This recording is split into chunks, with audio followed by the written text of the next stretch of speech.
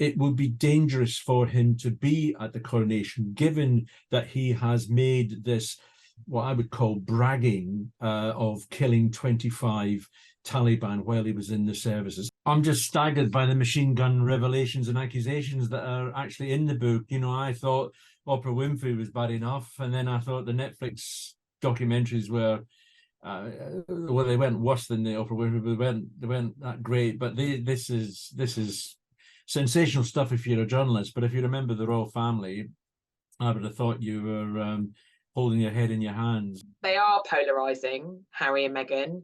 And I think that this new book by Harry probably won't change many people's opinions. I think if anything, I think the Netflix series might have made Harry and Meghan a little bit more sympathetic generally.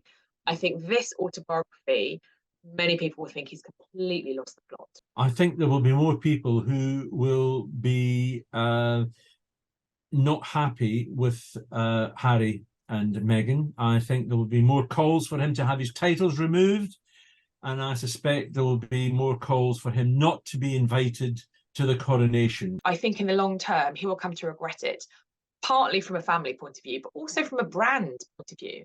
How can you build your brand on complaining and whinging and saying that you were badly treated and effectively building your brand on victimhood? That's not very positive.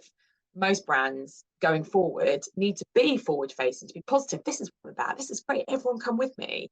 Not sort of woe is me, woe is me. That misery memoir can only sell so far.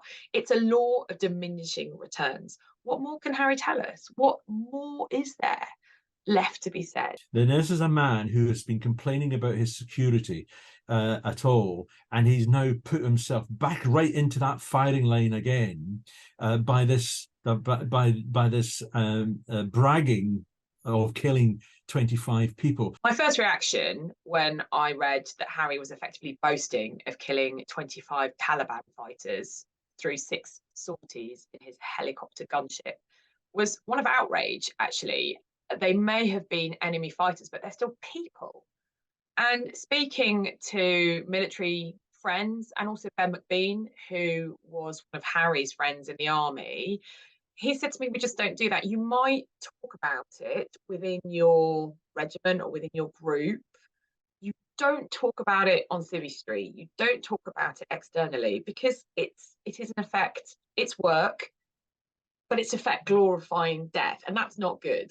It's just not done. It would be dangerous for him to be at the coronation, given that he has made this, what I would call bragging of killing 25 Taliban while he was in the services. And, he was a soldier, he said with distinction, but soldiers do not brag about kills. They talk about their service, they talk about they talk about everything that happened in the service, apart from when it gets down to the nitty-gritty of a battle. The likelihood of reconciliation in the short term with William and Charles, I put it precisely 0. How can you reconcile with Harry? How can you even talk to Harry when everything you say is potentially going to be used in a television interview? It will be difficult to say in the long term if there is ever a burying of the hatchet, but in the short term, not at all. I just cannot see.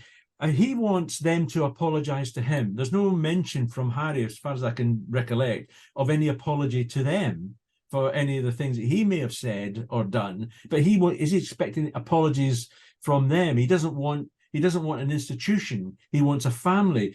Well, unfortunately, the royal family is a family, and it is also an institution. You can't separate that. It's completely different to your family and my family.